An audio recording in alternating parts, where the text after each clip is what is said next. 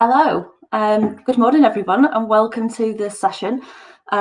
Today's webinar is advertising on a budget, and just so there's no surprises, as you can see, I'm not Giles. Giles has been running our series of HoW talent sessions so far. He's done a fantastic job and he'll continue to run these sessions, but this morning he's been called away on a family emergency. Everyone is okay, which is the most important thing, of course. But you've got me as a last minute backup. If I had more than 20 minutes notice to run the session, I would have had fully styled hair and makeup, but you'll have to put up with me as I am this morning. I've applied some extra lipstick and we'll carry on through the session. For those who don't know me, I'm Claire Ryder, Commercial Director for JobTrain. And this morning, I'm really delighted to be joined on the webinar by programmatic expert Thomas Prince, who's the co-founder at Talent Nexus. Talent Nexus, for those of you who haven't heard of them, are a recruitment marketing agency, and they specialise in performance-focused candidate attraction. So I'm really excited about watching this session myself, because for many, many people in recruitment, advertising is seen as a dark art. And having worked in recruitment myself for 15, 18 years prior to joining JobTrain, it was always a case then of posting jobs out to various sources and really hoping for the best and seeing what candidates you got back. So I'm hoping this morning Thomas will be able to fill us in more on the advertising side of things and give us some of his expert opinion. So I'm going to dial Thomas into the session and he will tell you more about advertising. If you want to ask any questions are very much welcomed, and at the bottom of the screen there's a section there for you to post any questions at all that you may have. So I will dial Thomas in. I'll do one moment and he should be with us in just a moment.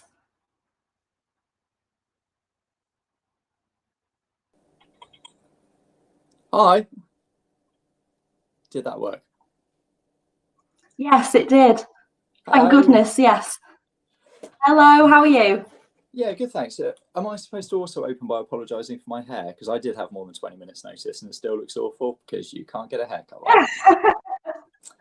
I've also noticed I've accidentally No, it's absolutely fine. I have the same issues. No problem. Thanks so much for joining us this morning, Thomas. I know it's been last minute changes all around. So yeah, thank you for joining. It would be great if you could just give us a quick introduction to you and the work that you do at Talent Nexus as well. Of course. So we've got man, it feels like the world is changing really quickly at the moment. So we're going to make a few on the fly adjustments to the content today just to reflect what's changed in the last 2 or 3 weeks since we put this in the diary. So we're going to go through a few things. There's quite a lot to cover in 30 minutes, so I'm going to go through it relatively quickly. But it's really important that people stop me if any of it doesn't make sense. And Claire, you obviously you're in charge of pulling me up if we're going a bit too fast or whatever, and maybe flagging. Oh, I will chip in. I will chip in if there's any questions. So I think what I want to make sure is that everyone kind of leaves the call today having 30 minutes of time with a really clear idea of what they can be doing right now in terms of their advertising, what's changed over the last 3 or 4 months that we need to adapt to right now, but also just to paint a little bit of a picture of what we should be starting to think about, whether that's performance-based advertising, programmatic advertising.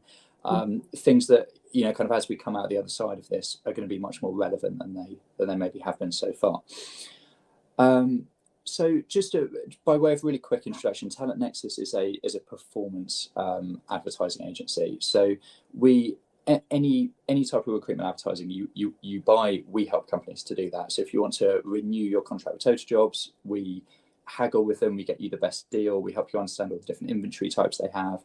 If you want to start using Indeed or one of the kind of paper performance vendors, we help people with that. So we're like a middleman, right? So we sit in between you guys and the media landscape, and we just make sure you get you choose the right media and you get the best value for money. So it's very, very simple. The advantage that we have over kind of you guys doing this in-house is basically data. So at any point in time, we've got about 500,000 jobs live on behalf of our clients. So if one of you came to us and said, "Oh, we're trying to advertise for a project manager in London on 50 to 60,000 pounds, where should we advertise that?" You would be doing trial and error, and we can look at our data, and that's at the end of the day, that's the key difference. So what I'd like to what we'll start with is kind of things that you can do right now, and this is very kind of like reflective of what's been happening. So the first thing I want to do is just quickly address any companies that might be struggling a little bit as a result of what's been happening. So there are a lot of our clients are in the middle of 12-month or longer contracts with whether it's Reed or Total Jobs or CV Library, or any job board contract. And I think it's really important to flag right at the beginning here that help is available. Like, there's more flexibility available there for people that are struggling. So if for whatever reason you've bought more credits than you need, or you're financially there's some issues around those contracts, all of the job boards have been really good at making help available, whether that's deferred payments, whether it's additional flexibility, whether it's swapping in your credit types for other stuff. That help does exist. It can be quite difficult to find it sometimes. So if there's anyone on the call that's like, actually, we're spending how much, £5,000 a month on kind of fixed contracts that we really aren't getting much value from, talk to the job boards, or talk to us and let us talk to them on your behalf and work out what help is available there. Definitely don't just sit there. I think that's probably really good for people to know, because it's my internet has a very slight lag on there, so apologies if I interrupt. I was just going to say it's really useful for people to know that, because quite often you'll pay upfront, about 12 months in advance for your job posting credits. There can be an awful lot of cost attached to that as well. And in the current climate where some organisations just aren't recruiting at the moment, that's a really good tip to get in touch with your account manager or Talent Nexus to be able to discuss and arrange options there. Yeah, and I mean, the challenge they have is they might have 300 salespeople or whatever, or account managers, and centrally they'll have come up with policies very quickly to help companies, but they've obviously got to communicate that to a huge force of account managers who are then trying to communicate it to clients. So it's we can lend a bit of a helping hand, because we know kind of what packages are available for people, and we can just make sure you're getting all the stuff that you would be entitled to get. So that's just a bit of a prelude, really. Hopefully not too many of you are in that position, but there is help available. The next thing is just to recognise that the media buying landscape has been, give or take broadly the same for the better part of 12, 15 years now. You've got the generalist job boards, you've got the niche job boards, you've got the the LinkedIns and the Glassdoors, and yes, the market has changed over that time, but actually most in-house recruiters and recruitment consultants have built up a really good working knowledge of what works for them. They'll know that for these types of role, they'd rather use Reed than Total Jobs. For these types of role, they'd rather not use job boards at all, or whatever. There have been some trends over that time. I'd say, generally speaking, it's probably true to say that our clients are feeling like they're getting less value from their advertising over time, maybe, rather than more value. It's a trend that we've seen, but it's been relatively static. Now, that is no longer true. The media landscape has changed enormously over the last 3 to 6 months. It was changing anyway because of the rise of Indeed and programmatic advertising, but it's massively different because of what's happened in the last few months. So the implication for you guys is that you have more buying power now than you've had in 15 years. So don't keep doing the same things. You have this opportunity to kind of affect change. Now, obviously, in a lot of cases, the media owners aren't necessarily going to want you to be taking advantage of that. But in terms of getting maximum value for money, making sure that you're using all the correct channels, it is worth now doing a bit of a reset and going, actually, a lot of the kind of almost inherited knowledge we've built up around what works and what doesn't work, we need to ditch that. All of the job boards have completely different audiences, than they had 6 months ago. The job seeker landscape looks very different than it did 6 months ago. So we just need to remember to hit reset in terms of what we're buying and how we're using that. So if we think about the things that we're going to need to put in place now to be able to kind of go through that reset and recalibrate what we're buying, the most important thing is going to be to start building up data on what is and isn't working. Mm. We're not, it's not efficient to spend the next 6 months kind of trying loads of different things in a sort of airy-fairy way, not really knowing exactly what works, and then just building up this kind of feel for what is and isn't working. Like, that's just the way to waste a whole load of money. So I'm not advocating like a huge tech investment or whatever. It's very likely that between the ATS that you use and something like Broadbean or Logic Melon or Idaboo, or, you know, a multi-posting type package, you've probably got what you need already. So it's not about rushing out and like buying a bit of tech. Like, you know, I'm not trying to sell a bit of tracking tech or something, but it's really important to start measuring. So if I'm, I was just going to say, if I'm in that situation where I have done the same thing for the last 2-3 years and I'm not now getting the results that that I was previously seeing, what are the steps, and you may have just been coming on to this, what are the steps that people should take to really you know, evaluate what is or isn't working for them? And then how do they know which job boards to go to next? How do they know what's going to be successful for them in their industry and the types of roles that they're recruiting for?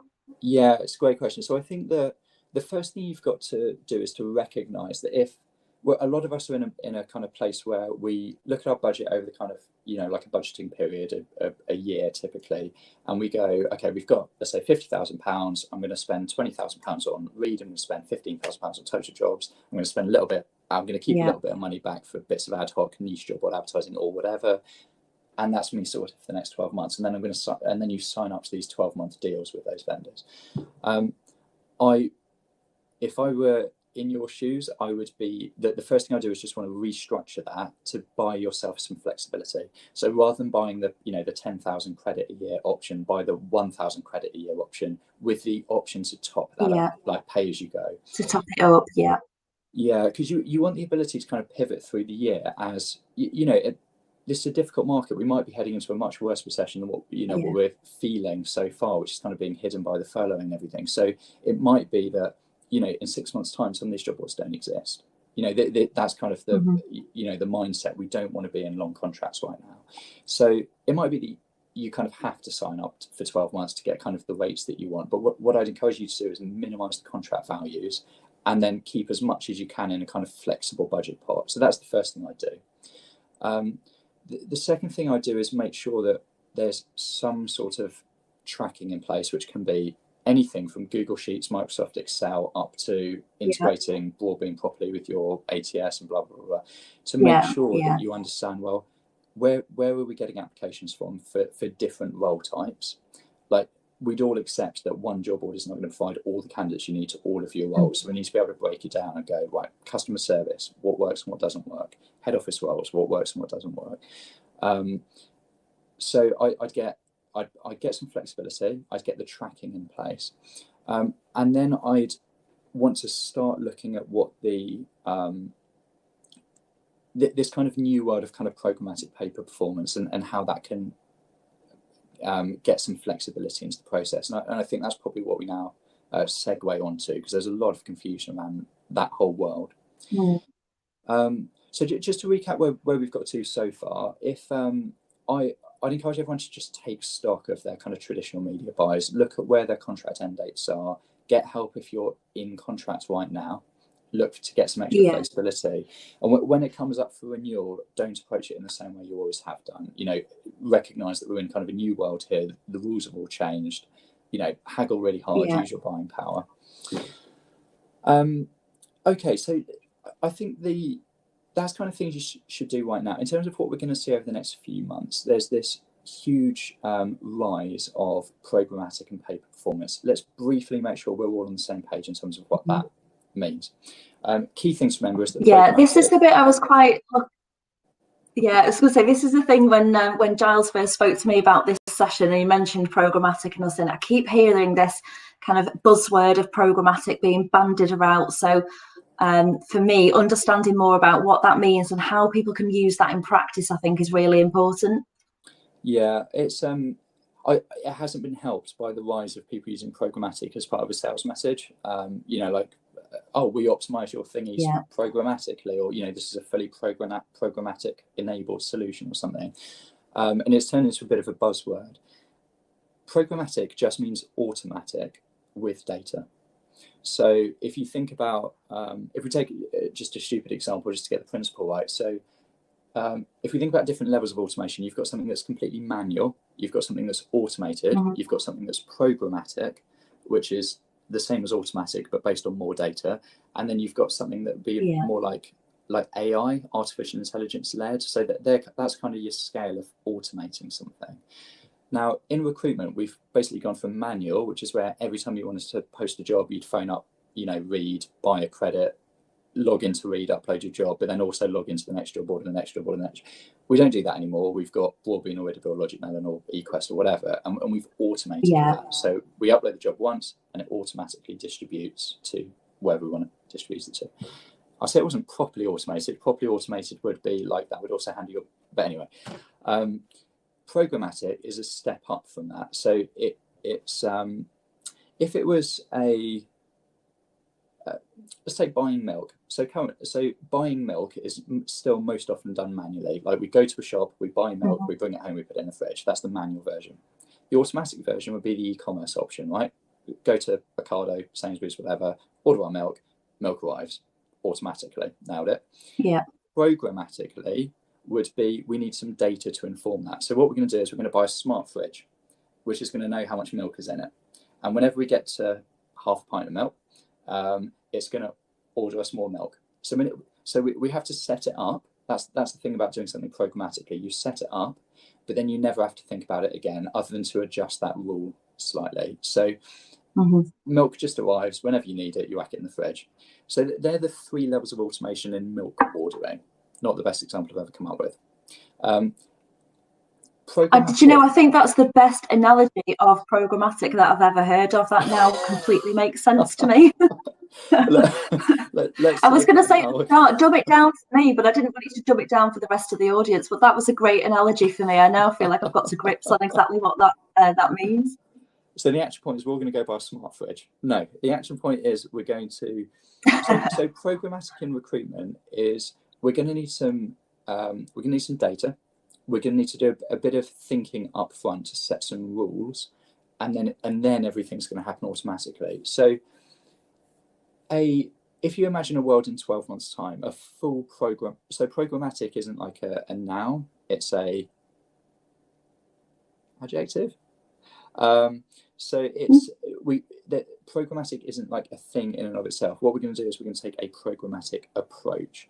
So a programmatic approach to advertising would mean that when you post a job, the system is going to look at that job. It's going to go, oh, this is a customer service job. It's going to reference the last 5 times you posted a customer service job and where you got the best results. It's going to post it out automatically, and it's going to make sure that the job title is optimized and everything else for you. So it's just like another level of automation above what you're getting with a multi-posting tool.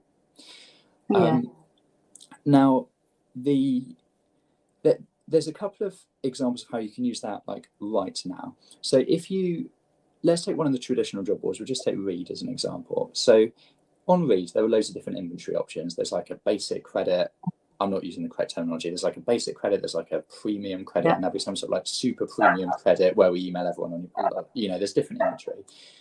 Now, it stands to reason that if you've got a contract with Reed for 300-400 jobs over the course of a year, that not all of those jobs are equal in terms of the kind of the level of investment you need to find candidates. Some of them would be more senior, some of them would be more specialist. So a programmatic approach to using Reed might be, okay, well, you're just going to log into, say, Broadbean and post your jobs. Those jobs, and then rather than going directly to Reed, they would come to us as an example of a programmatic agency. We would then apply rules to that and say, okay, if the salary is above £50,000, if it includes these keywords, C++, full stack developer, things that we know are very difficult to find, then we're going to automatically upgrade that job from a normal listing to a premium listing or a super premium listing. And then over time, we're going to get data back on that. Like, when we post a job to a normal listing, what happens? When we post it to a premium listing, what happens? Was it worth spending the extra money doing that? And this is where you need to push these, these media companies for flexibility. If you buy 10,000 credits, but effectively you could like swap, say, 5 normal credits for 1 premium credit if whenever you wanted to, then what you're really doing is just kind of buying tokens, and then you can use those tokens however you want, and you can make sure that what you're buying is suitable for the jobs that you're promoting. If we take that a little bit further and we look at a pay per performance vendor, so the difference here is that rather than buying a job posting, you're buying like either clicks, so website traffic back to your jobs, or you're buying applications.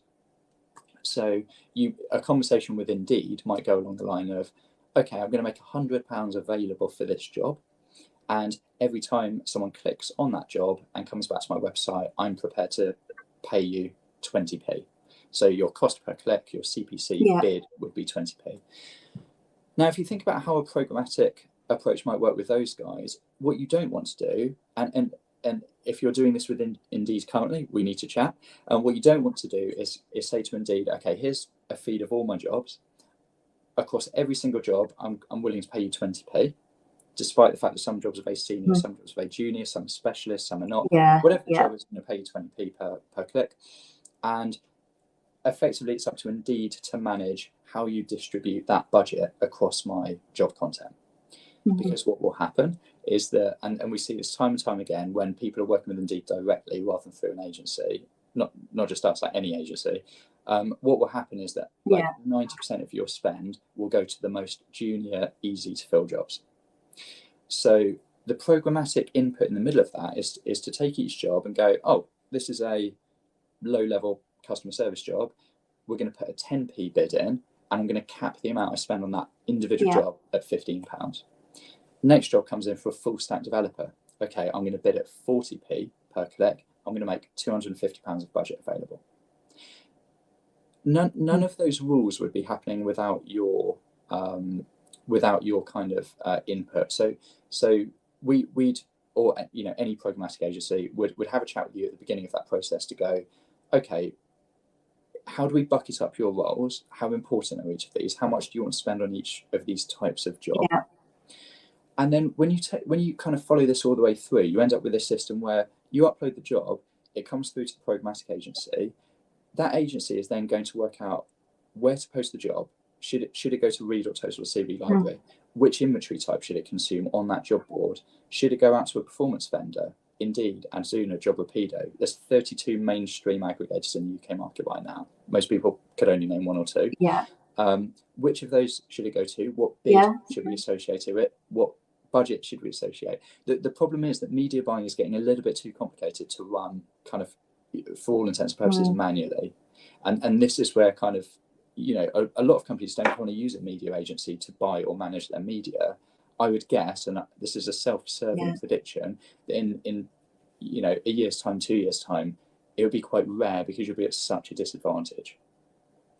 So that's hopefully that's a bit of an overview of how it works. Just to quickly touch on the kind of the benefits. So if you take the same amount of and I'll reference Julie's question here, if you take exactly the same budget and apply a kind of programmatic workflow to it, in fact, let's limit it right down. If you're currently spending, say, £5,000 a month with Indeed, and you're working directly with Indeed to spend that money, and you came to someone like us and said, can you put rules in place, can you manage that on our behalf? The average improvement that we'd see is between 30 and 40% in terms of more applications for the same money. But crucially, it's not just more applications; they're more relevant applications, and they're kind of distributed across your jobs. So that definitely. And the point that you just made a moment ago as well. So sorry, my internet lag is dreadful. I feel like I'm talking over you all the time. The point that you made a moment ago about understanding the priorities for organisations as well is really important, because, as you said, if companies are just kind of pushing the budget out there and the job board or whoever it might be managing the process is saying, yeah, we can get hundreds and thousands of applications for these roles up over here, but actually you've got 3 roles over here that are more senior, more specialist. Those companies then, they've spent their advertising money, they're most likely going to have to go to agencies as well then for those candidates and increase that spend there as well. Yeah, that's completely right. And whilst actually in some cases it is actually more cost effective to use a recruitment consultancy than trying to spin up the whole apparatus of, direct attraction. There's, I mean, if you're, one of the advantages of this is actually speed. So if with the kind of paper performance vendors, you're not buying like a 30-day like duration posting. You're just buying kind of visibility for as long as it takes to fulfill your budget. So what that means is you can start to take an approach which is, well, rather than using 2 job boards for 30 days, let's use 30 job boards for 2 days. Let's spend the same amount of money. Let's get the same stuff, but let's just massively accelerate the timescales, because your line managers don't want to wait 30 days, or if you're a recruitment consultancy, you don't want to wait 30 days to then get a candidate to put in front of a client. Like it's a race, right? We need to do it like really fast. So when we work with job boards, staffing firms, direct employers. At the end of the day, we help people get candidates, and all those people need those things. For the staffing firms we work with, the ability to get candidates through the door faster means they're actually more likely to get placement revenue, so that they get a higher ROI. They might get the same candidates they would have got anyway in terms of just numbers and relevance, but because it's happening quicker, they're making more placements. With direct employers, we see it in the in the stats around things like time to hire and stuff. You get this kind of, it was taking us 3 weeks to build a shortlist. It's now taking us 3 days to build a shortlist. That sort of, and it is that kind of order of magnitude. It's really quite profound.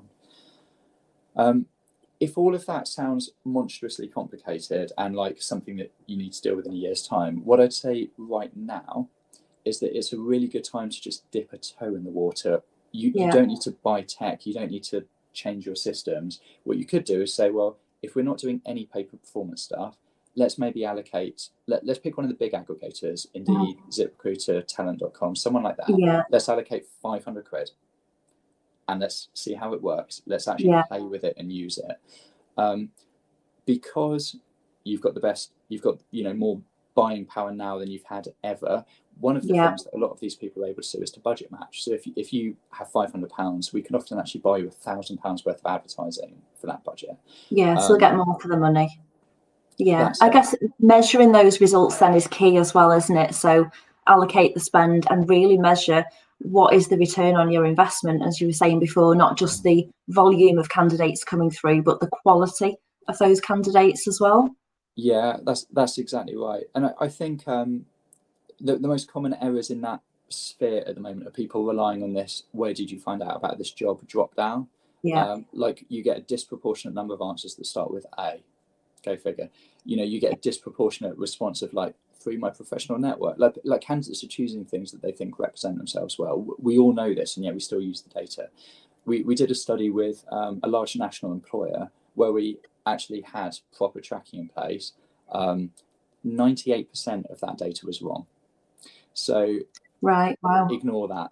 I know that we're close to the hour now and we've got to wrap up. So just in terms of kind of signposting, if you have any contracts that are due to renew, or you want to kind of do a bit of like a reset, we've got a great team at Talent Nexus, and at no cost, we're happy to just sit down and work through the options with you. There's no commitment. If you want to start doing a programmatic trial or a paper performance trial, we can help you with that. And for the initial trial, there's no management fee. We don't charge for that. We're trying to do what we can along with everyone else right now. It's tricky times, isn't it? So if you just want to have a bit of a chat, we're a friendly team and we're happy to do that. But hopefully that just gives people a few pointers in terms of getting bang for their buck right now. Yeah, it's really helpful, that, Thomas. Thank you. And for anyone who is interested, obviously we will point them in your direction. I'm conscious of time, but I feel like we can squeeze in one question, because we've had a few coming through while we've been talking. So I'm just going to pick one here, which I thought was a really good question. And this is there a minimum budget requirement from programmatic, and can this benefit companies with smaller budgets? No and yes. The advantage of this whole paper performance kind of programmatic landscape is that it's super flexible. You don't commit budgets up front really. So you pay for what you use. You don't commit beyond that. So if you're a small employer and you've got a key role and you've just got 400 quid and you just, it works for that.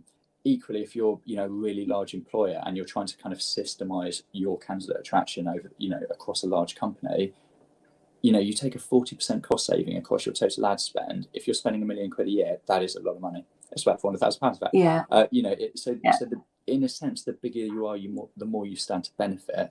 But equally, that, you know, if you're a small organisation, these things make a difference, right? So. So worth a try. Yeah, excellent. Yeah. Amazing. Well, we are almost, well, just over 30 minutes. So it's amazing just how fast that time goes. Thank you so much for joining me this morning, Thomas, and for making my first Crowdcast and HoW session as easy as it possibly could have been. So thank you. Appreciate that. For everybody else, we will follow up with a copy of today's webinar with you via email in the next day or so, and next week join back at 11 o'clock for the session with Giles. Thanks so much for this morning. Thanks, Thomas. Cheers. Bye. Thank you.